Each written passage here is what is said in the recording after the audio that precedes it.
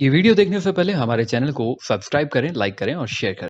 Hello नमस्कार दोस्तों, आपका स्वागत है एक बार फिर आपके अपने यूट्यूब चैनल एजुकेशन स्केल में। तो आज की जो हमारी वीडियो को टॉपिक है वो है ट्रिम्स क्या है। इससे पिछली वीडियो में हमने डिस्कस कर लिया था कि ट्रिप्स क्या है, यानी कि the agreement on the trade related aspect of intellectual property right. ये हमने देख लिया था पिछली वीडियो में, यानी कि इंटेलेक्चुअल प्रॉपर्टी राइट से रिलेटेड जो बनाया गया था, एक एग्रीमेंट था जो इंटरनेशनल लेवल पे लागू किया गया था, जिसको WTO के सभी मेंबर लागू करते हैं।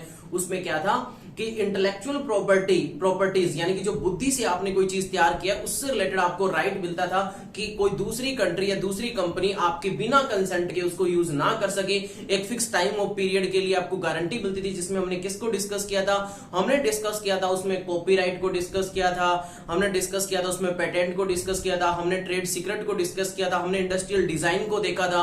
तो हमारा उसमें एक इंपॉर्टेंट टॉपिक रह गया था जिसका नाम था ट्रेडमार्क। ये भी एक इंपॉर्टेंट इंटेलेक्चुअल प्रॉपर्टी से रिलेटेड ही राइट है। तो ये हमारा एक रह गया था जिसको मैं इस वीडियो में कवर करवाऊंगा। लेकिन हमारा जो मेन टॉपिक है वो आज की वीडियो का वो है ट्रिम्स के बारे में जानना। तो पहले हम ट्रिम्स की चर्चा कर लेते हैं, उसके बाद जो पिछली वीडियो का एक टॉपिक रह गया था ट्रेडमार्क वो हम डिस्कस करेंगे। तो हम शुरू करते हैं ट्रिम्स। तो ट्रिम्स की फुल फॉर्म है द एग्रीमेंट, यानी कि एक ऐसा समझौता on the trade related investment measures, यानी कि व्यापार संबंधी निवेश उपायों पर एक समझौता। अब ये है क्या? ये भी एक इंटरनेशनल लेवल का ही एग्रीमेंट तैयार किया गया है, ये भी WTO के थ्रू ही है। इस एग्रीमेंट का मतलब क्या होता है कि इस एग्रीमेंट के थ्रू कि जो जितने भी इंटरनेशनल हम जैसे कोई भी कंट्री है वो इंटरनेशनल ट्रेड करती है, तो इंटरनेशनल ट्रेड को बढ़ाने का एक पर्पस था इसके पीछे, इसको बनाने का। क्यों? क्योंकि इसमें क्या होता था, इसके अंदर ये होता था कि जब कोई एक फॉरेनर कंट्री दूसरी कंट्री के अंदर इन्वेस्टमेंट करती है तो वहां की कंट्री क्या करती थी, उसके ऊपर रिस्ट्रिक्शन लगाती थी ताकि उस कंट्री के गुड्स इतने ज्यादा हमारी कंट्री के अंदर ना बिक पाए और हमारी कंट्री के जो गुड्स है वो ज्यादा बिके।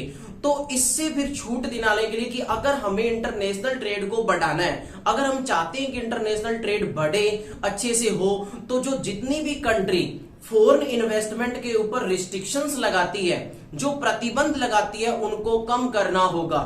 तो ये एग्रीमेंट क्या कहलाया? ट्रिम्स कहलाया। तभी इसके अंदर क्या आ रहा है, देखो, इन्वेस्टमेंट मेजर्स क्या है? ट्रेड रिलेटेड ऐसा एग्रीमेंट जिसमें इन्वेस्टमेंट मेजर्स को ध्यान रखा गया कि इसमें हमें क्या करना है कि जो फॉरेन इन्वेस्टमेंट होती है उसके ऊपर जो हम क्या करते हैं, जो क्वांटिटीज रिस्ट्रिक्शंस लगाते हैं, हम कई प्रकार के उनमें प्रतिबंध लगाते हैं, उनको क्या करना है? रिमूवल करना है, हटाना है। तो इसीलिए ये ट्रिम्स बनाया गया। तो देखते हैं, देखो, the agreement on the trade related investment measures calls for introducing national treatment of foreign investment and removal of quantities restrictions, यानी जो क्वांटिटीज कई प्रकार की जो रिस्ट्रिक्शंस लगाती थी उनको हटाने का ये मकसद था कि जो फॉरेन इन्वेस्टमेंट होती है उस पे हर एक कंट्री क्या लगाती है? रिस्ट्रिक्शन लगाती है। तो उसको हटाना ही इसका एक मेन मकसद था।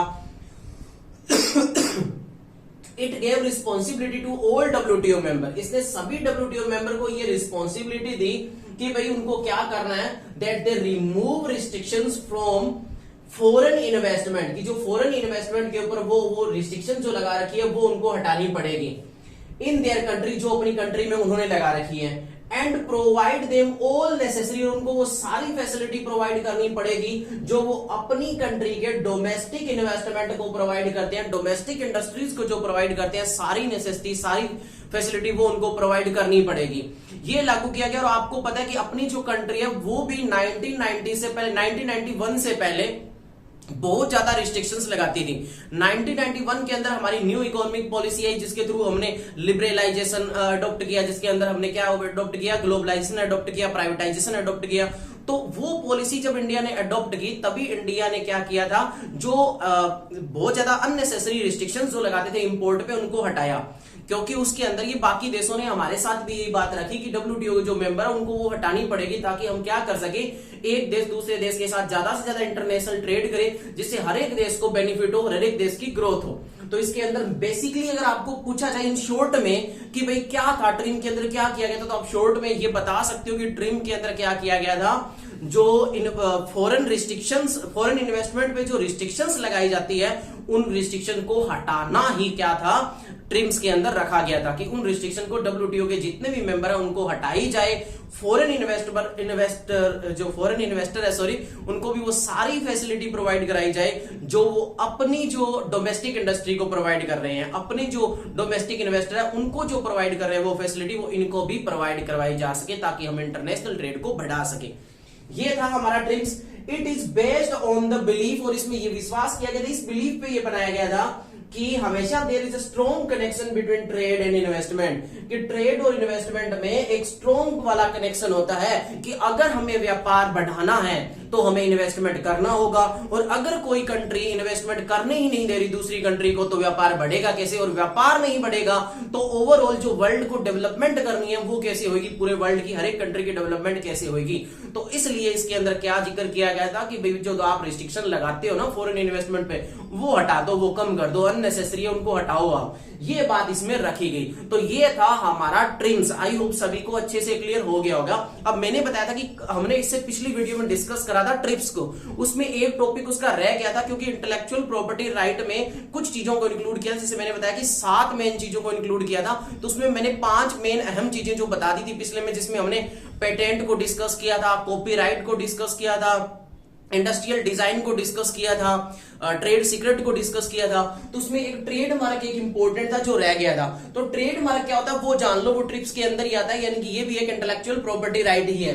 क्या है ट्रेडमार्क? मींस सिंबल और ग्रुप ऑफ सिंबल। कि ट्रेडमार्क का मतलब होता है एक सिंबल या एक group of symbol which make different, जो एक अलग बनाता है of a companies product from other, एक कंपनी के प्रोडक्ट को बाकियों से एक अलग बनाता है, एक ऐसा सिंबल या ग्रुप ऑफ सिंबल, ये क्या कहलाता है? ट्रेडमार्क कहलाता है। ठीक है भाई। इट गिव्स प्रोटेक्शन, ये प्रोटेक्शन देता है किसको? ओनर को प्रोटेक्शन देता है against miss use of his product, ताकि उसके जो प्रोडक्ट हो उसके प्रोडक्ट का मिस यूज ना कर पाए कोई, ये उसको क्या देता है? प्रोटेक्शन देता है। कौन? ट्रेडमार्क। ये नॉर्मली इंडिया में 10 साल के लिए किया जाता है नॉर्मली, वैसे 7 साल के लिए भी ये हो सकता है मिनिमम, लेकिन नॉर्मली ये 10 साल तक ही चल रहा है। तो नॉर्मली क्या होता है ट्रेडमार्क कितने साल के लिए लिया जाता है? 10 साल के लिए। तो ये एक सिंबल होता है, ये ग्रुप ऑफ सिंबल होता है जिससे एक ओनर अपने प्रोडक्ट को दूसरों अदर प्रोडक्ट से डिफरेंट बताता है, और साथ ही साथ क्या करता है अपने प्रोडक्ट की जिससे सिक्योरिटी भी उसे मिलती है ताकि दूसरे उनके मिसयूज ना कर सके। तो ये था ट्रेडमार्क, जो ट्रिप्स के अंदर हमको डिस्कस करना था वो रह गया था। तो आई होप आज की जो वीडियो का हमारा टॉपिक था वो अच्छे से आपको क्लियर हो गया होगा। मिलते हैं एक नए टॉपिक के साथ नई वीडियो में। जय हिंद, जय भारत।